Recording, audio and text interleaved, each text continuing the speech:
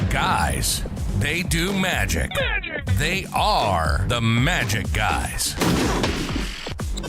Hello, ladies and gentlemen. Welcome to episode 213 of the Magic Guys. Oh, yes.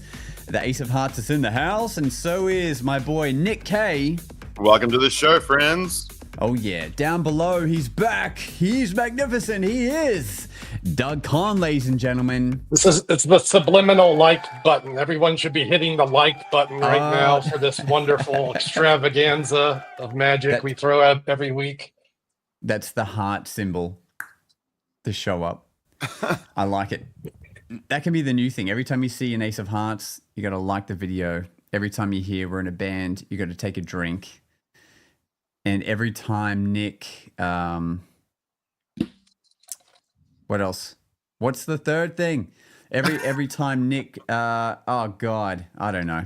Every time Nick says, my best friend in magic, then you gotta buy our merch. You gotta message your best friend. Hey man, I miss you. Yeah, that's an adorable little thing to do. Like our friends in the chat.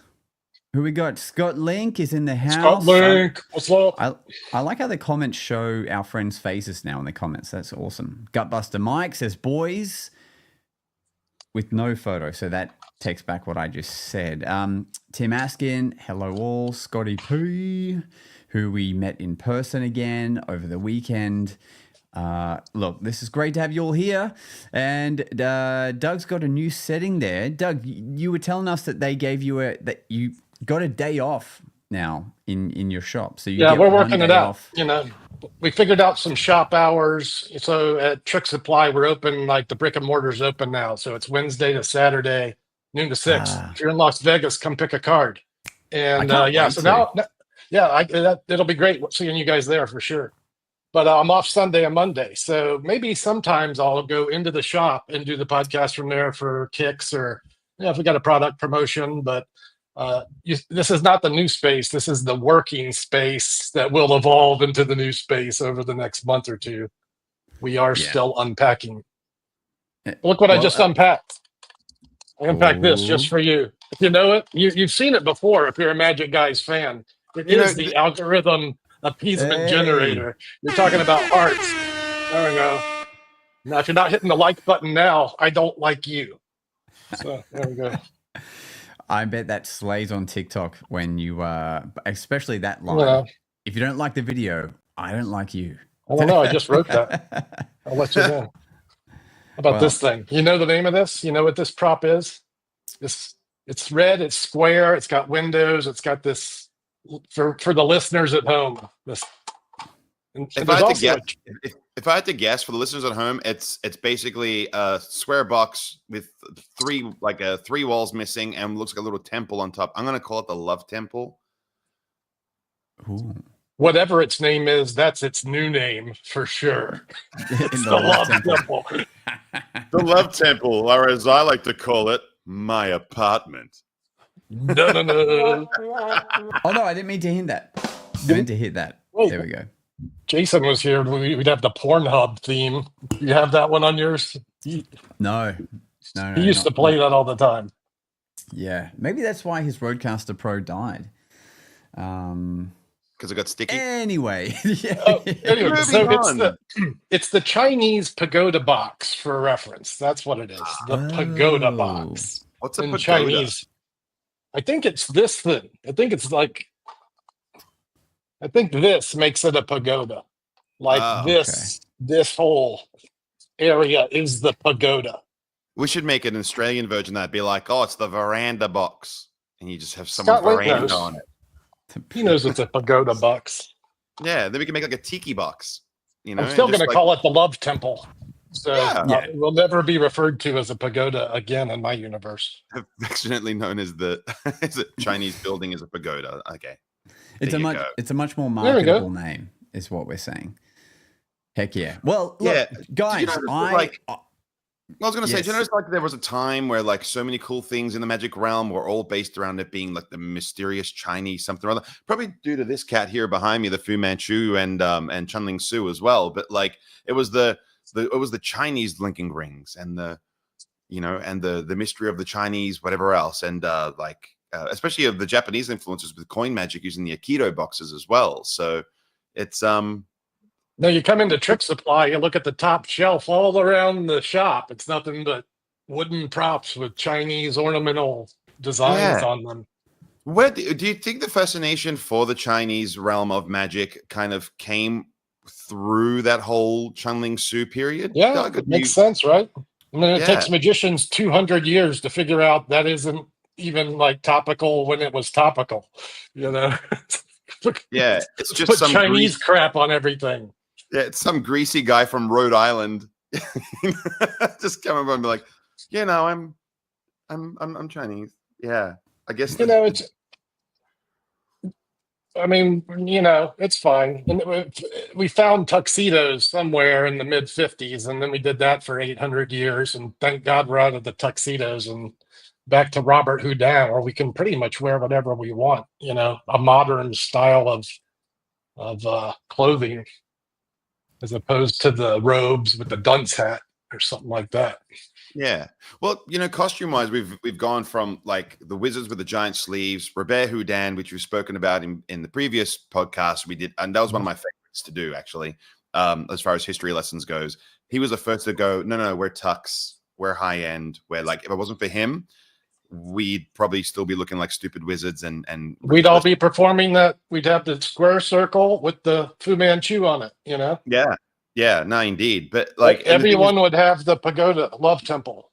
Yeah. And look, and nowadays, bro, like I've dressed up in so many different facets for magic, you know, like I most recently had to dress up as the Mad Hatter, which kind of leads me into a question for you, Josh. There is an amazing magician in town, your town of Brisbane, who lectured yesterday. That was an amazing segue. Let me just say, that was perfect. I'm getting really good at this. Brisbane has the Cirque du Soleil show called Cirque Alice playing right now, the Alice in Wonderland themed. And it is emceed by none other than, well, the Mad Hatter character is being played by magic legend Jeff Hobson. And Sean Piper, who runs Piper Magic in Australia, shout out to him, organized like a legend for Jeff on one of his nights off in Brisbane to come and lecture for the Brisbane magicians, which Jeff, they told us last night, Jeff has not lectured in Australia for 25 years. So this is the first time since then that he's ever like shared his goodness live in person. So people flew from everywhere. We had people flying there was one guy that flew from Melbourne, he flew from Melbourne straight to the venue just to see the lecture, and is then getting like the first flight back. Like he literally just came for that, and it brought all sorts of people out of the woodworks to listen to this great guy. Just, you know, I walked in, I sat front row, and I was like, you know what? He can talk about the price of apples for all I care. I just want to like be around his good vibes and, you know, just enjoy this time with him, pretty much. You know what I'm curious about? I mean, the guy is so well known for his egg bag. And if you've not seen his egg bag routine after the show, give it a quick Google, YouTube look up, because you will see it is probably one of the most funny and entertaining displays of the egg bag. There's got to be a bigger repertoire outside of that. I know what he's known for, but like, if I was to ask you guys, oh yeah, no, the Hobson egg bag and the Hobson, finish that sentence. I got one. I'm pretty sure it's his. It's the balloon dog routine. Oh, yeah. That's him. You're right. Yeah, yeah, that is killer. He walked through it last night as well, and gave tidbits I didn't know about. Yeah, for those that don't know what it is, he takes a twisty balloon, makes a little dog, does a whole bunch of jokes with it, and then he does this whole bit where it's like lay down, play dead, and then he pops the balloon. And with a kid or a lady on stage, right? So he's got this 6-year-old and he just bang, kills the dog. And the kid's like, oh, like they get kind of like, there's this moment where I've seen it be done, and like the kid's almost about to cry because they wanted that balloon. But then what you do is you take the balloon that's been popped, you put it in a bag, and you give it CPR, like you breathe into a bag, like you were hyperventilating. And then when you blow it up, pop the bag, the dogs come back to life. You literally, and then you give it to the child or spectator, and away they go. And it's just so good. And it sounds weird when we're describing it, but it's a thing. It's so freaking hilarious when you watch it. And look at this. Go. I'm looking. The first time I saw him perform the balloon bag was when I went to see The Illusionist as a very new magician, and that was my introduction to Jeff Hobson. Was walking into the QPAC theater and just seeing this happen, and it's so funny. And he performed it last night for magicians, and it still brought the house down because he's like, look. Yeah, you bring up kids, but this kills with adults too. Look, I'll show you. And he brought a guy up and just treated him like a kid. Like he's like, now I need someone who's 7. You're 7, right? And he's pointing at like this 17-year-old. He's like, yeah, you'll do. And he kept throughout the routine just being like, and you're 7, right? He's like, yeah. And it just made it funny. Treating him like a kid. My buddy Dante does adult shows. He works the burlesque environment, Sean Dawson, and he uses it there. He gets a nice, attractive female on the stage and gives her the dog, and it kills for adults, no problem. Here's something I was impressed with. He doesn't use a balloon pump. He can straight up just blow up the balloon from his mouth. Bro, that's work. Ooh. And he said one of his tips was, if you do this routine, he's like, that's the way you got to do it. You can't be bringing out a pump as well and all this crap. It's like, it's way funnier when you can just go. And he said the way you do it, because it looks like I just have a power set of lungs. He said the way you do it is you get your balloons and you pre-stretch them. He said you stretch them by actually stretching out. Like he stretched this balloon as wide as his arms would go outstretched to the side of him. And he said you do that and you hold it for at least like 10 seconds. And then do that like 3 times, and that will wear down the strength of the balloon so that you actually have a chance of blowing it up. That was a hot take I'd never, ever been told. To say, that's why you fly across Australia to listen to Jeff Hobson talk. Hell yeah. Get the real work. Talking about his repertoire, right? He, so he's known for his card-to-mouth comedy routine, his dog bag, and his egg bag, right? But I was watching his cruise ship show, which he has available for purchase on his Dobson Choice website. Or is this performance only? Hobson's the cruise ship show? Performance, yeah. Just performance only, yeah. That's right. And you know what his opener is for a 45-minute show? Fire eating. This guy, I had no idea. He eats fire. He lights the other one with his mouth. Like he'll grab the flame, move it across.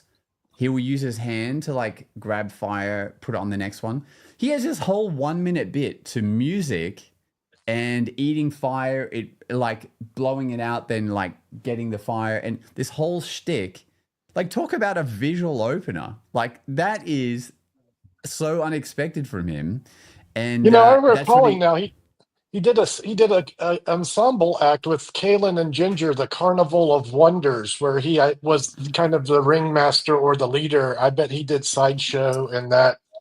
That show. Man, he's done so much work in his life, like major theater shows in the States for sure. Long runs in Vegas.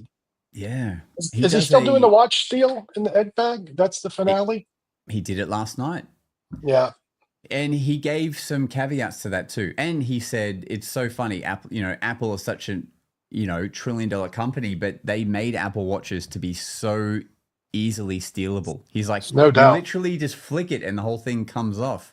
Yeah. So he's very grateful for that. But he did say, if you're going to do watch steals, that comes with knowing you will get caught 5% of the time and it won't feel good. And occasionally you will break a watch, like you will break a watch band or whatever. And you have to know that going into it, that could happen if you're dealing with people's personal items. So he does this whole thing on how to steal watches and stuff, but then he explains that and says, so I don't recommend stealing watches anyway, and then moves on. And it was quite funny. I feel the same. I wouldn't do that because I don't want that 5% on me, much 100%. less actually damage someone's personal property. Yeah. And he also does cigarette manipulation acts, which he probably doesn't need to do so much now. But I remember in The Illusionist, they would open the show by doing a "you can't smoke in here" thing, and it's while he's doing a manipulation act, and then he's Smart. like tonguing cigarettes and all this great stuff. He did a billiard ball act last night in the lecture, so he does he can manipulate billiard balls. Cool. And he basically said he's done it all. Like in his time, he's actually done hypnosis shows, he's done illusion shows, he's done like manipulation acts. Like he said, he had a manipulation act, but what happened was oh my God, what's the gentleman who had he's retired now, but had, one of the greatest Vegas shows ever, that's in his era, with Matt King and Lance Burton. Lance Burton. So he said, I had a manipulation act, but every time we'd enter a competition, Lance Burton would come first, I might come second. He's like, it kept happening so much. I was like, oh, freaking hell. All right. But he had Yuho Jin's manipulation cards last night and was showing us a manip act and an ending, which he does, which is in his cruise ship show, which I'd not seen, which is he's producing all the cards into a box. And then at the end, he puts his hand through the box, turns it over and shows that it's hollow. There's no floor to it, collapses the size. He shows how to make it, very easy thing. It's in his online lecture notes too. You can get this guy. That's a great finish for a nice card manip sequence. Yeah.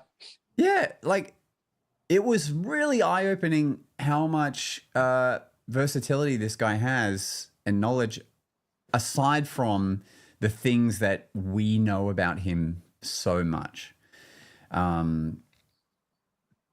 Man. And one little tip he said, which I'm sure I can share with you guys, because you can learn how to do it through his lecture notes. But at one point, he just he unzips his fly, reaches inside, and then pulls out a lit match to light a prop. And just talking about getting the most out of things. But he said he showed us a little way to rig, just with a matchbox, but how to rejig it and stuff to become a match pull so it lights when you pull it out. And he's like, one thing I helped Lance with is he's like, I used to watch his act, you're the greatest magician in the world, but then sometimes your match won't light. And what the hell? If you're all this massive magic being, why the hell can't you light a match? So, so his tip was to always have 4 matchsticks tied together, and that's what you pull. So you're always guaranteed that one of them will light. Therefore, all of them will light, every single time. Great tip. Another winner. And it looks like one match from the audience's view. It doesn't look like a weird chunky thing. Yeah. So that's something I do want to explore, because you probably have 2 of those, right? Just in case. Probably. So if you rip and it doesn't go, you want to be able to go back. I've seen Lance miss. He does have a second one ready. Yeah. So if he goes, it's ready to go for number 2. Absolutely. And that's what Jeff was explaining, was by having 4 match sticks in the same pull, you're guaranteed that at least one of them.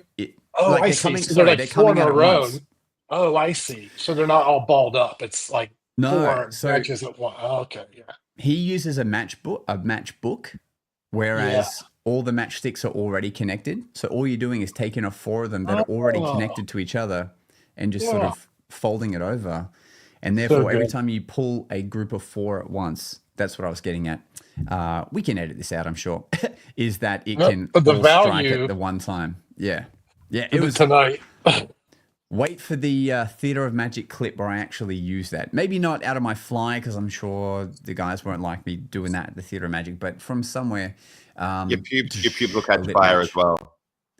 Ah, that's right. That's true. He did talk about using the Josh has no hair on his whole body, but this Wolverine growing in his pants, and it'll just be a fire hazard. This is actually Sharpie. This is not.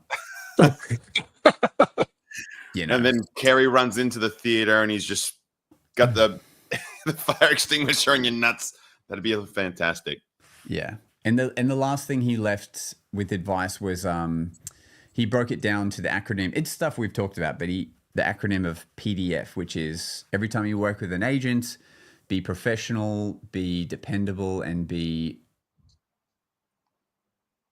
what's the F? Fabulous. Don't suck. Yeah. Hang on. Professional, adaptable, and maybe it wasn't PDF, it was something else. Professional, adaptable, and easy to work with, I think, is basically what he said. Like, Wow. God damn it, Jeff. I'm sorry. It'd be good if the third one was like, have a good memory. It was, yeah. I know this. Yeah. It was basically like, be professional with what you do, be able to work around what happens with the client. And look, if anything, just do those things. Yeah, that's right. Wow, I was just listening to it on the car home, his lecture. Anyway, yeah, do those things. So yeah, lecture was just fantastic to watch and be around him in. And if you're in Brisbane, he's doing this show for the next week. So Cirque Alice. That sounds like a fun show. I didn't even know Cirque had an Alice of Wonderland themed show. Yeah. But it's killer. It kind of sprung up for the school holidays is why it's playing here. And they have so many. I mean, in Vegas, there's like 6 Cirque shows here or something like that. There's several, Beatles, Michael Jackson, Mad Apple, Ka, Mystere. There, I'm at 6 already. Jesus, yeah. Well, yeah. Like we say, I mean, like it's been a really good learning experience for Magic in the past 2 weeks. We obviously had the assembly the week prior, and then this week we had Jeff Hobson's thing. And I think that one thing that I enjoy is sharing the knowledge of Magic, and I think one thing that you guys probably enjoy is learning a little bit of Magic along the way, which is why we wanted your guys to send us through some spitball ideas. In which is that if there's anything that you are working on, guys, in the chat, if there's a chat, even put out there's a challenge. If you're like, hey. I had this idea for a thing. I need help. I want you to come up with a trick using matchsticks, like whatever it might be. So go ahead, put that stuff into the chat, and we will do everything we can to use our 3 bold brains together and come up with some good magic for you guys. Because we do have one speak pipe, right, Josh? Yeah, we have one loaded up coming in from Anonymous. Feel free to leave your name and where you're from when you send these in. But if you do like being anonymous, then absolutely do that as well. And we have one. It's a short one, but we'll play it for you now. Hey guys, love the podcast. I've been thinking of a routine where you produce like each suit from the deck, like one by one, like hearts, diamonds, spades, clubs. But I haven't been able to figure out the method. I hope you can give it a try. You produce the suits. So you're producing like 13 cards at a time? Like, if we play around with this to make it something theatrical, if you have a deck of cards and you say name a suit and they're like clubs, a theatrical way to go, boom, all right, we got all the clubs out. Well, I used to do this very early in my career when I was studying the works of Leonard Green. And Leonard Green has a wonderful blindfold act, which is part of a TED Talk. If you guys haven't seen it, it's probably a decade old by now, but it's worth having a look at. And in this routine, he basically has a pack of cards, and he gets somebody in the audience to select a suit, clubs, hearts, spades, or diamonds. And then he and the spectators shuffle the pack together. They shuffle everything, and the cards are upside down, and it's an absolute mess. Then he pulls them all together, puts a blindfold on after they've been scattered all over the table. And then he finds them starting from ace to king, fully blindfolded. And I love that. I love that routine. So I using a mixture of his methods, my own, and so forth, I started coming with things together. So I like the idea of having a pack of cards seemingly mixed, and somebody nominate a suit. Then you've got a premise. You've kind of set something up, and then there's something at stake there. So I feel as far as routining, I think that crescendo's a lot better. And the cool thing is that you've got 13 steps, meaning 13 reveals in order to be able to do something like that. What do you guys think about that as an idea? Love starting with a named suit for sure. And I think the deck should be shuffled too, right? Maybe even spectator shuffled to make this optimal. So that might make things a little more challenging. But if you're going to produce, I interpreted the challenges and eventually all of the suits, but that might have been my magician brain hearing the plot differently. I mean, Yeah, sorry, go on, Doug. Yeah, I have my friend Steve Reynolds recently showed me his version of this plot, which is just producing one suit. And he has a great take on it where he gets to the queen and he misses. But it happens to be the queen of a different color. And then all of the other cards change to match that one. So there's the ace of diamonds, two of diamonds, blah, 10 of diamonds, jack of diamonds, and the queen of spades. Oh man, oh well, we'll just make the rest spades and finish with the king of spades. And so now it's a magician in trouble, which really Beautiful. brings a plot that starts to get a little bit dry by the time you produce the 12th card, and then bang, hits them out of left field. So That's great. Steve Reynolds, and his most recent publication has that production in it. So if you're a serious student, go to Steve Reynolds magic.com, and you're welcome, Steve. I think that the reason you should nominate a single suit and have it going along is that when you have 4 suits, there's going to be this notion that you can't quite remember or like which one are you up to now. Not everyone has in their brain that, we'll just go bridge chase order, clubs, hearts, spades, diamonds. Like I feel like there's going to be this level of confusion which will just take away from the entertainment. Might be impressive to go, I shuffle the deck and we'll go clubs, hearts, spades, diamonds, and he just sort of makes a pile of club, hearts, spades, diamonds and produces all the aces first, then all the 2s, then all the 3s, and so on. Like I just think that's the cleanest way I can see visually representing it, but I just feel like it's not that entertaining. So I actually did a version of this plot along those lines, and here's what I did. I shuffled the deck clearly. The deck is shuffled. I cut the deck into 4 piles. There's an ace at the face of each pile. And then you spread each pile, and it's the suits segregated into 4 different piles. So not only have I cut to the aces, but the deck is back in new deck order. Well, that's Yeah, cool. This accomplished with false shuffles and basically different crimps. So breather crimps on different portions of the quarters. You can do basically 2 on the edges, 2 on the ends. Yeah. So if you did want to produce all 4 suits, there's an option. Cut to the aces, and then below the aces are all the suits. Yeah, that's dope. Almost like an out of this world plot when you think about it. It's like out of this world by 4 as opposed to just doing a red-black separation. That could be interesting plot as well. But if I were to do this, don't know who. Yeah, definitely. But that's sort of like that's like one way to present it, I think, so that it's more rapid fire. But if I were going to Harry Lorraine out of this universe, that's the credit. Harry Lorraine out of this universe. I think it's Mark Calabrese has a really cool gimmick in which you can kind of openly overhand shuffle and table watch. Oh yeah, he does. Yeah, I have that thing somewhere. Yeah, I don't know what it's called. Spectator, they give it the mix. They do this with the deck. Yeah, but it has this amazing ability. Like I like this utility that you add to your deck. Effectively, gives you this amazing ability to be able to maintain a slug of cards. I think 13 would it accommodate 13, Doug?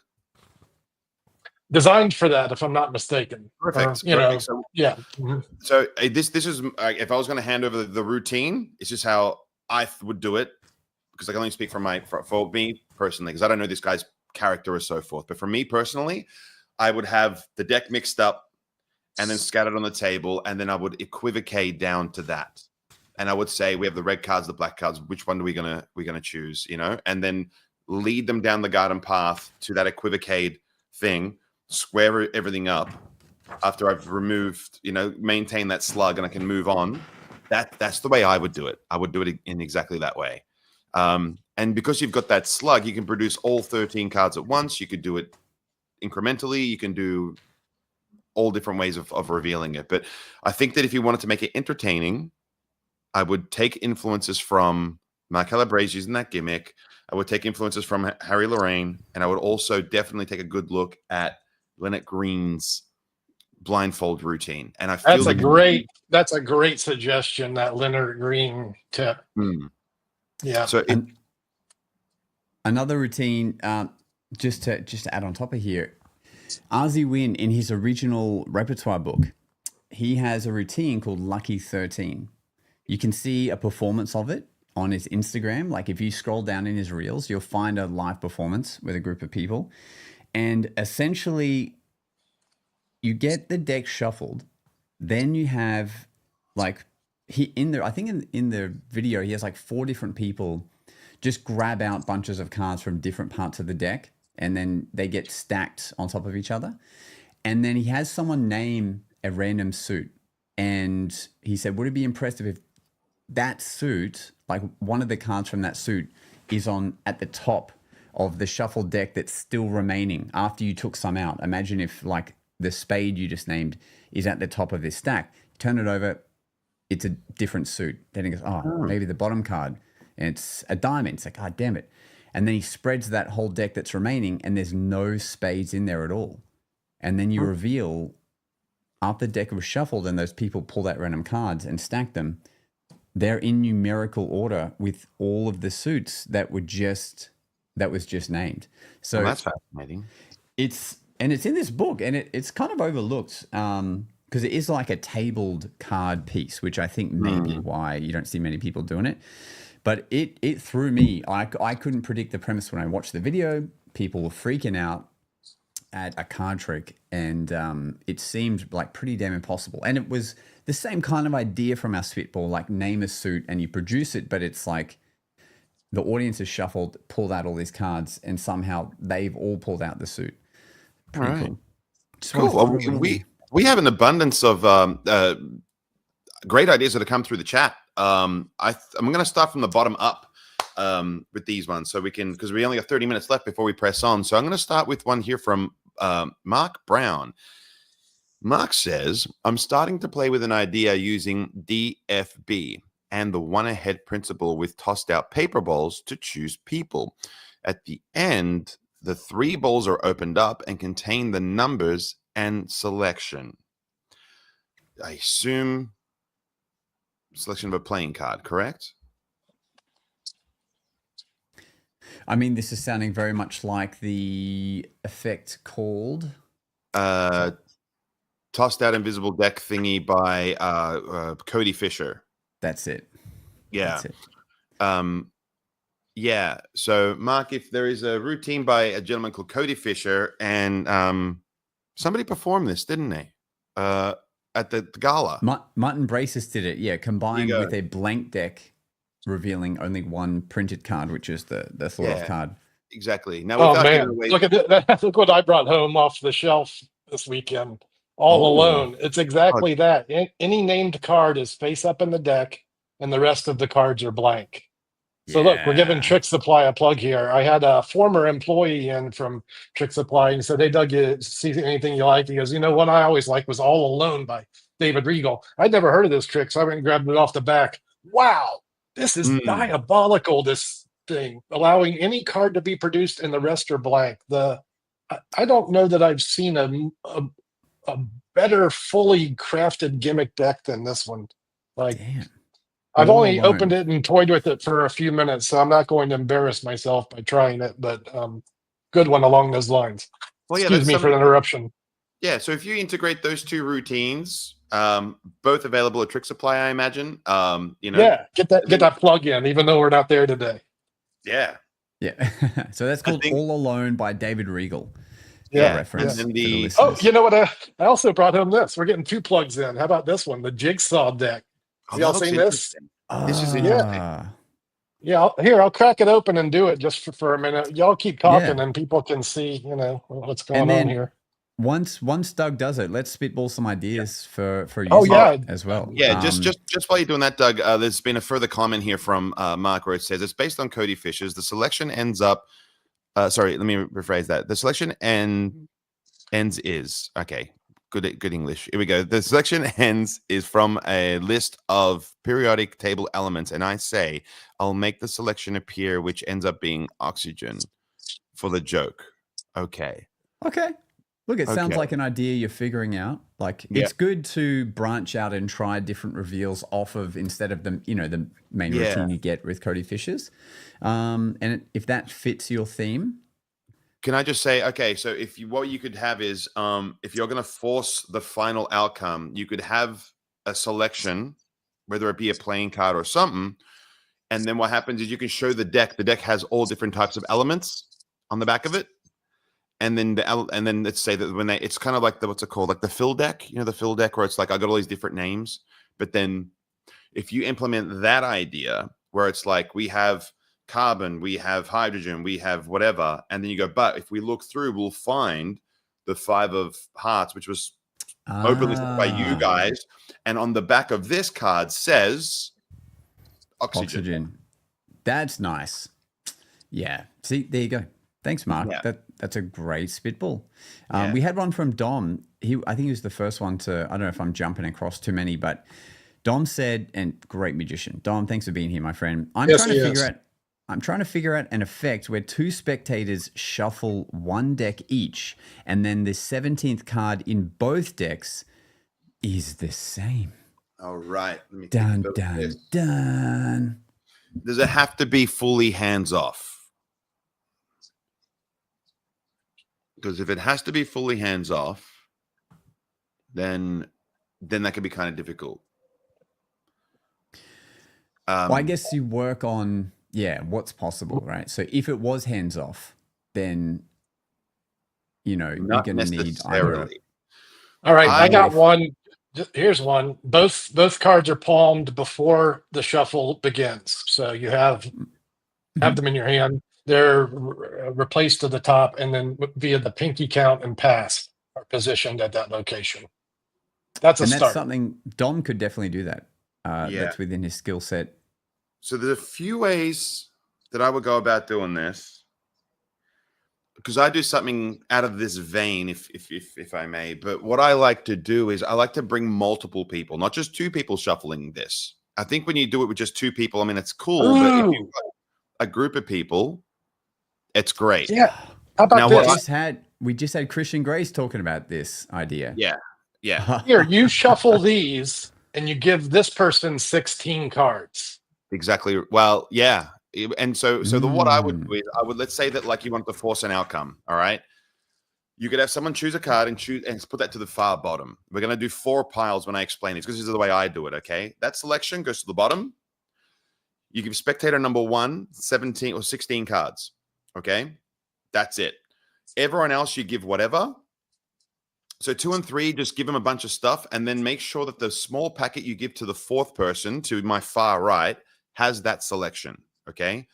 They can then give it a mix. You take the cards back, put them back face up to show that they're mixed. And then to buy some more time, you can ask spectators 2 and 3, shuffle your pack together now. And then you can take Nick. the small packet to the person to your right, so that you can give them your attention. You show them the cards and go, just make sure they're not separated by like red and black. And what you're doing in that moment is you're just restacking the deck with the selection that you forced to the very back of the pack, so that you could just drop it face up. And then that's now in the 17th position. And that's something that I do for many different effects that I do when I'm performing for large scale groups, where I want everyone to feel like they've mixed it. Because for some reason they think that like, if I mix it, you're going to struggle. I'm like, I'm Nick K. It's not going to happen. But it's a really fun way. Just get the card in the bottom quarter, give someone 16 cards, and then position accordingly. A call will get it there. Yeah. Man, that's smart. Yeah. So one of the things I've been doing most recently out of this vein is that I actually spell the cards, right? So what I'll do is I'll do a dribble peek, and I'll turn my head as I show the card. It goes in, so I can see whereabouts it is. I just give it shuffle. I cut straight to the card, put it to the bottom, and then I spell the card to spectator 1 now. So if it's 9 of diamonds, I just go 4, 2, that's 9 of, and then 8 cards which spells diamonds. So I go 4, 2, 8, and then I just move on, and I just give people cards, and I know that I've spelt their selection. Like, it's just, So it's super quick and easy to do, because I the reason I'm doing it is I hate spelling tricks, so I'm trying to create ones that I like. So I think that's that's the outcome. That's a great outcome for spitballing today. Now, where I'm falling short of what Dom is asking for is that he wants it done with 2 decks. So the hiccup is getting both of those cards in the bottom quadrant of both decks. But doing it with 2 decks, Huh. How about this though? Okay, why don't we just Hey, make it that's even? fine. Why don't we just make it even more fun then? You know, Steve Cohen does the one Tamarice effect in his show where he's got 2 different decks, and you know, there's like 4 different times where the same card ends up, even though they're making choices. Well, at the Yeah. very end of his effect, the red and blue decks get shuffled together, and then there's still a coincidence. Is there a way to have 2 decks shuffled, but then the last shuffles are happened together, so that you end up with 2 decks that are both mixed red and blue, but somehow the 17th card is still the red and blue matching cards. Stripper So deck, like stripper so deck. now you're not having to only give the red deck to these 4 people. Then it can be like, because if you know they both have 6 cards each, you can go, all right, now shuffle those red and blue cards together. And then, you know, maybe there's a way to play with it. And How add that gnarly in. would it be if you had 2 stripper decks and then you reverse the selection and you do like your stack of 17, and then when you just put them together using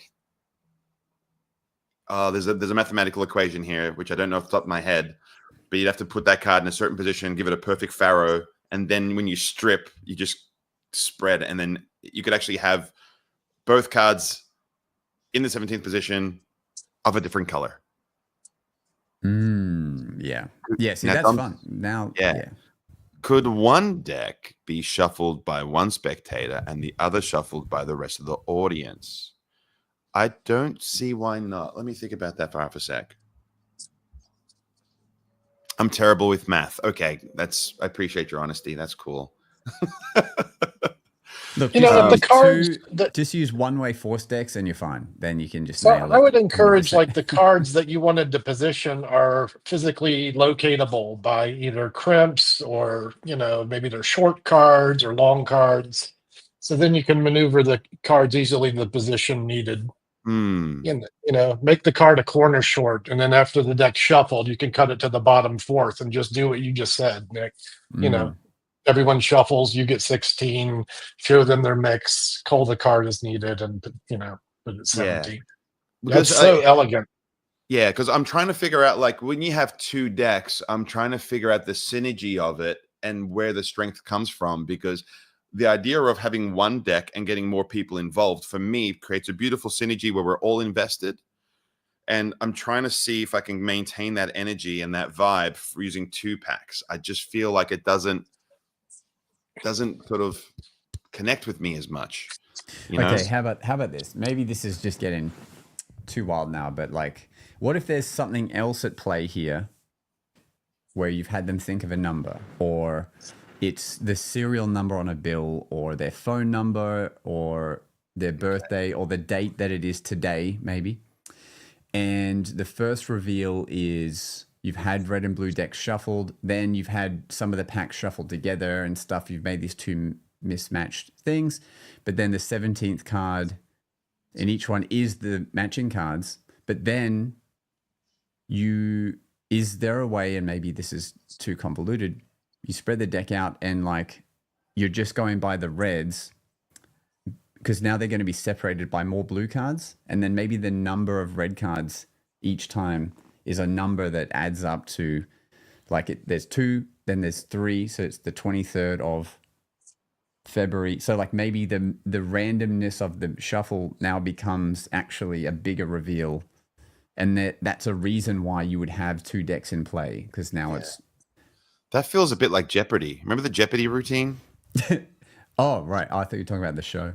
No, the routine. You know, the routine where it's like, you're going to have this many cards. Of that many cards, it's going to be this. Of that, like, like a 14 will be black. shuffleboard. Of the black, this many are going to have spades. Of this many are going to have. I feel like Jeopardy kind of hits those points. Yeah. In a much more direct way. Yeah, So, you're right. And like a that's shuffleboard, right? Yeah, that's Dominic called it. Simon Aronson shuffleboard. Yeah. Yeah. So yeah, there you go. Maybe that can, like shuffleboard, correct?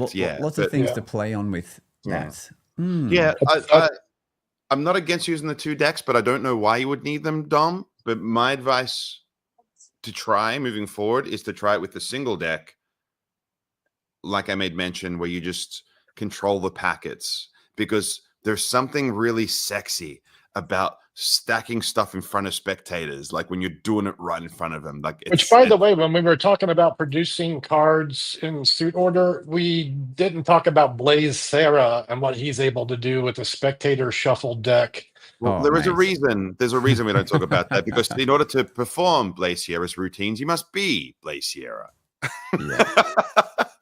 Look, Yeah. I'm starting to see people attempt what he's doing. So he has reached Hell a yeah. tipping point. He's starting to change the scales of what can be done with a deck of cards. You know, Yeah. shuffled deck Speaking in the new deck order within one spread through of the deck.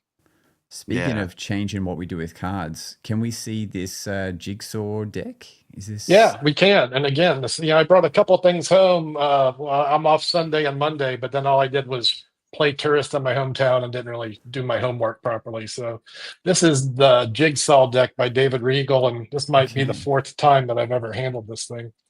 I think maybe David, excuse the shaking again, my desk isn't set up yet. I think David lets a spectator put this thing back together. And I don't know, I guess this is wood. So it's pieces of a jigsaw puzzle that look like a deck of cards. And I guess they go back in here. I recall seeing the demo, and I think he does a timing on this where he times to see how fast he can get it done. Good thing I'm not doing that. I feel like this would be great for hecklers, like to give them a job, you know? You know what this I think is good for? It could be good for formal performance, but if you're you keep it on your desk at home, or like as a segue, Oi. from a coffee table piece into performing, that's Yeah. the Jigsaw deck. Damn. That's real pretty. Yeah.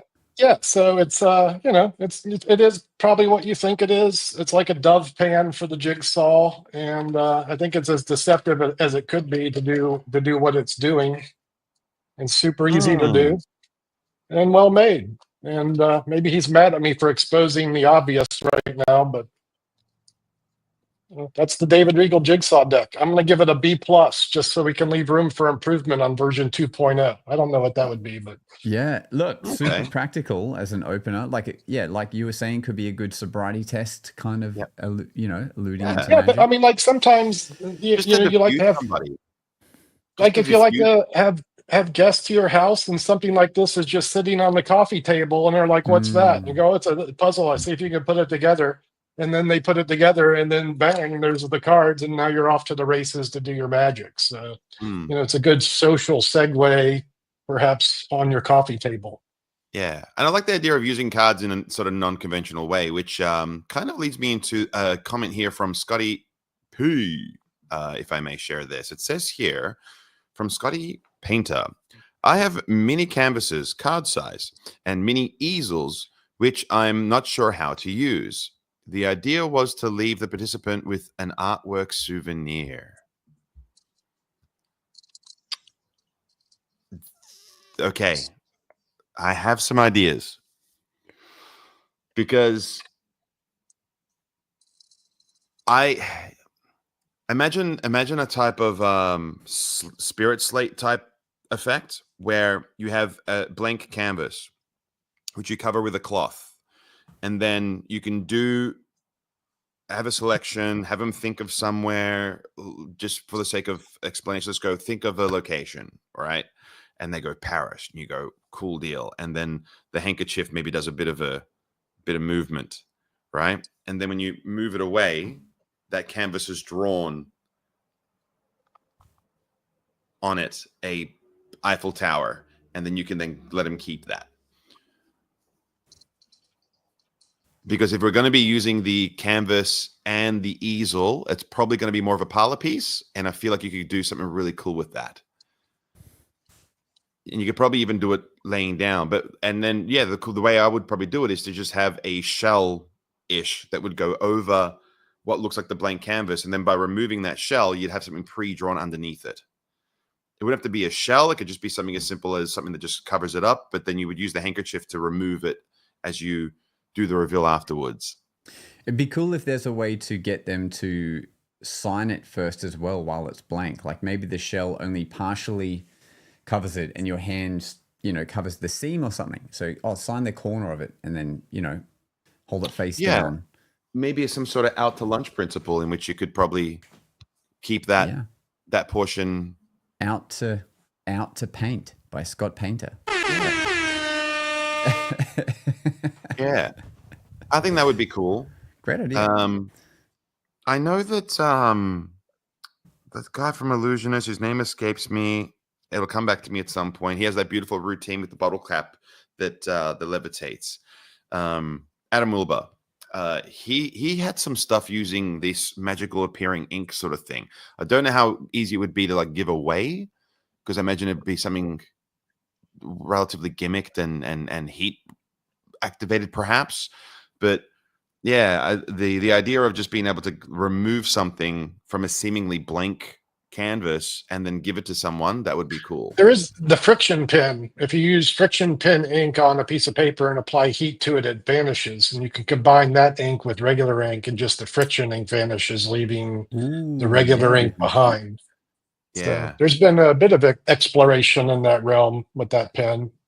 Yeah. That's a great idea too, with the friction. Yeah. I wonder, and obviously, canvases are quite porous, so you experiment how easily that ink can still disappear.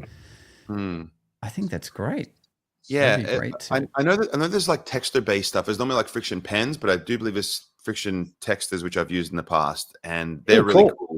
So the friction pen is an ink that when heat is applied to it, it just vanishes. So you can write things, and then by putting a lighter underneath this piece of paper, it just vanishes in front of your eyes, and it looks crazy magical. Being able to give that out, it would be semi-gimmicked, which wouldn't be the worst thing.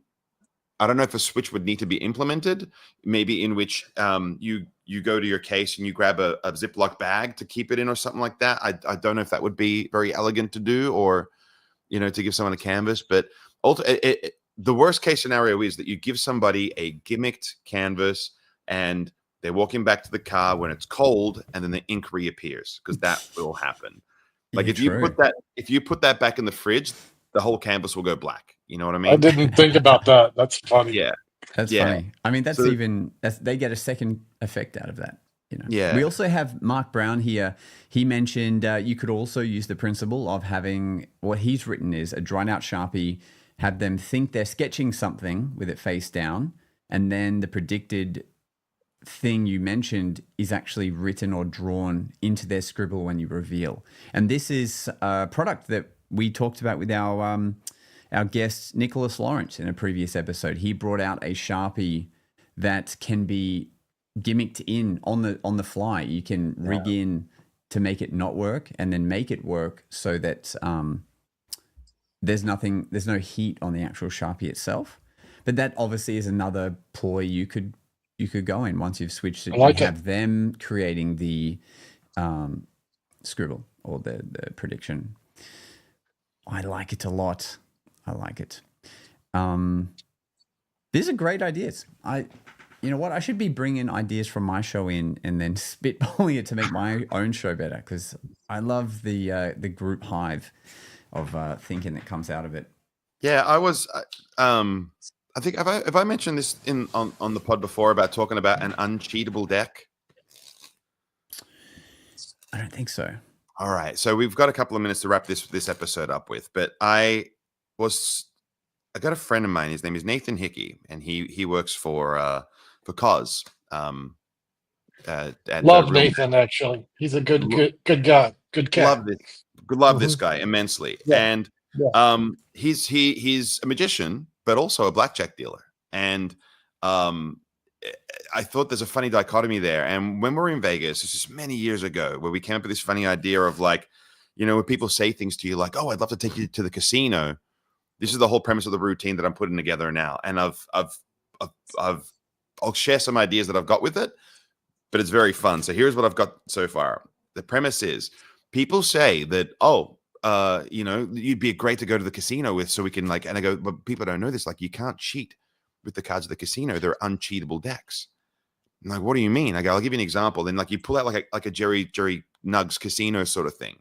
And I'll give you the quick example. Let's say they say stop, all right? And you show to them the card, which is the 7 of hearts, right? But then when I look at it, it changes to the 9 of clubs, because you can't cheat with this deck. And every time you cheat, There's cameras. You'll get busted. Look. And then I want to have a camera go flash and take a photograph in that moment. Like all these unsuspected photographs, like every time, because there's cameras and you can't cheat. And then I was going to do examples like, I tell you what, so like just pretend like there's like 5 of us playing. I'm going to take this card face up so you can see what I'm doing. You put in the 5th position and you start dealing to everyone. Then when you get to that card, you want to try cheat and deal to yourself. So as you're dealing to yourself, you're just doing second deals to yourself. And you just can't, no matter how hard you try, you can't deal to yourself. And then I want to use that split gimmick where you go like this, and then it splits into like a 3 splits into a ace and a 2 sort of thing, like I just do all this really crazy stuff. And then I want to explain to them like, oh, with this branded deck, when you cheat so many times, it locks itself and you give someone just a block of cards that have been all glued together. And you got to put it back in the deck to sort of reset. And now if you try to take the deck out and you just mime that the deck is stuck in there, and then you bring it about halfway like this, like about that much. And you're like, yeah. And then if you tap the box, this looks so cool. Watch this. And you try to tap the just, and they just go. That is cool. And it's just really funny, like, what? And so, yeah, so I've got about like 13 ideas, which I've got individually created, but I'm going to routine them so I can try and crescendo them. The biggest problem for me is that as far as direction goes, is I don't know what makes this routine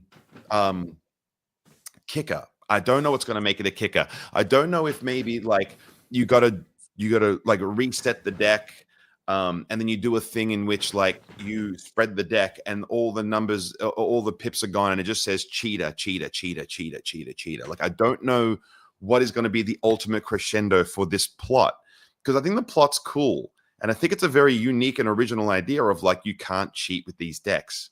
And I feel like in anyone else's hands but mine, it would be 50,000 times better. But I got to sort of get this ball rolling on this plot in order to inspire at the very least.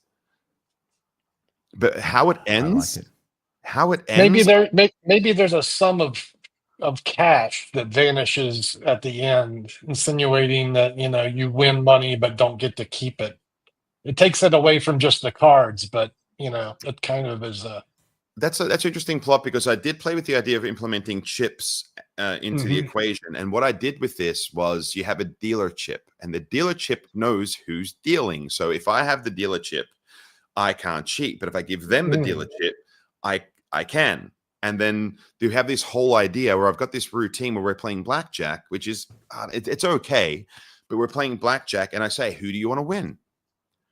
And you go like, I want you to win. I go, great, but then you're the dealer. And then they deal, and I win every hand. And then if they change their mind, I just without touching the deck, and it's all in their hands, just by me changing the dealer chip,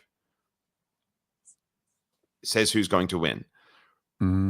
So like that's another cool premise. But I think if I was going to do stuff with the chips, it might be the type of thing where like, and then I win your chips, and I just keep winning everyone's chips, and then maybe I take all the chips into my hat, and and I give them a juggle like this, a little chink, chink, chink. And then when I turn them upside down, there's nothing in there. And maybe that's... You get a box like the Jeff Hobson box. Every time you get chips, you put them in. It could be a dealer's toque or something like that. And then you open it up and it's something like that. Yeah. So maybe that's the kicker, but I don't know what the ultimate kicker is. Like, I don't know, other than having security guards come and take me away, I can't really think of anything entirely hilarious to really end the routine with. But I like this premise a lot, and because it's so new, I don't know where to take it. But it's effectively, it's for me a fun way to show gambling demonstrations that don't kind of work, or work so well that you know what I mean? Like, yeah, I love it actually. It's fun, isn't it? If we so let's read out just a couple of just the comments of our fellow listeners. So Mark said you could do Franco Pasquale's lay down move where you take the 4 aces out of the deck, but then they change to 4 random cards. Great move. We have the Magic Buzz. He said the ending could be that you're handcuffed to the deck at the end. Okay, that's a good one. Scott Link says, what if at the end you need to replace the batteries and you reopen the card box and batteries fall out? That's also on my list. It's part of the Dead Cell routine by Danny Garcia. I've got that one on my list too. Yep, it's a beautiful idea. we have iFuge says it could be a lucky charm. So maybe the dealer's token every time the person with that charm always wins. That's another fun premise. And if if you cheat, the charm vanishes. Lots of fun things to play around with. You know, all the cards could turn into the faces could be the Monopoly go to jail card. You know, like go to jail, directly to jail, collect $200. Don't collect $200 for God's sakes. Yeah. Well, I look forward to seeing how where it ends up in your show when you. Would you consider the Chinese Pagoda box as a big finish for the routine? Oh, that's it. That's it. These are Trick Supply's new sponge bunnies, by the way. We're going to be releasing these. Probably shouldn't even be showing these right now. they look familiar. 3Ders. Yeah. They are not the Amar bunnies, but they are in the ballpark. Yeah. I'll talk about them more soon. Oh, Yeah. you know what? I have some of those, but they're in my box over there, but because I don't use them. You know what'd be interesting? Josh doesn't do the best magic. I know. Yeah.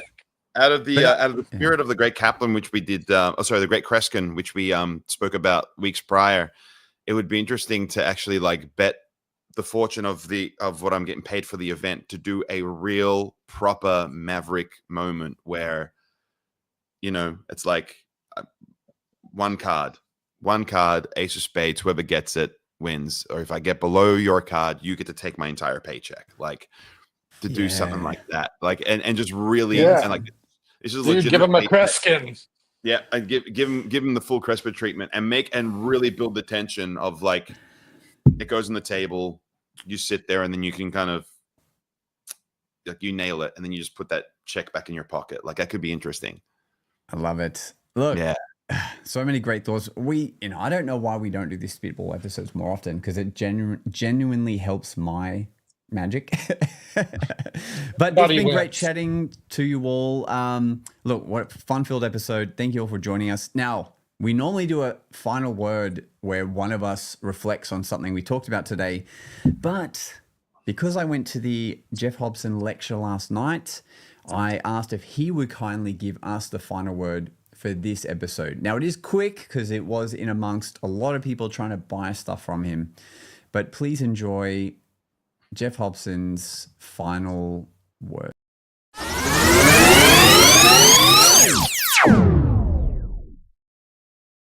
So the word of wisdom or words of wisdom, I think the real secret to success is finding out how other people, the public, perceive you as an entertainer so that you can then present yourself in the best light possible and know who you really are. Thanks for listening. It's time for us to disappear now.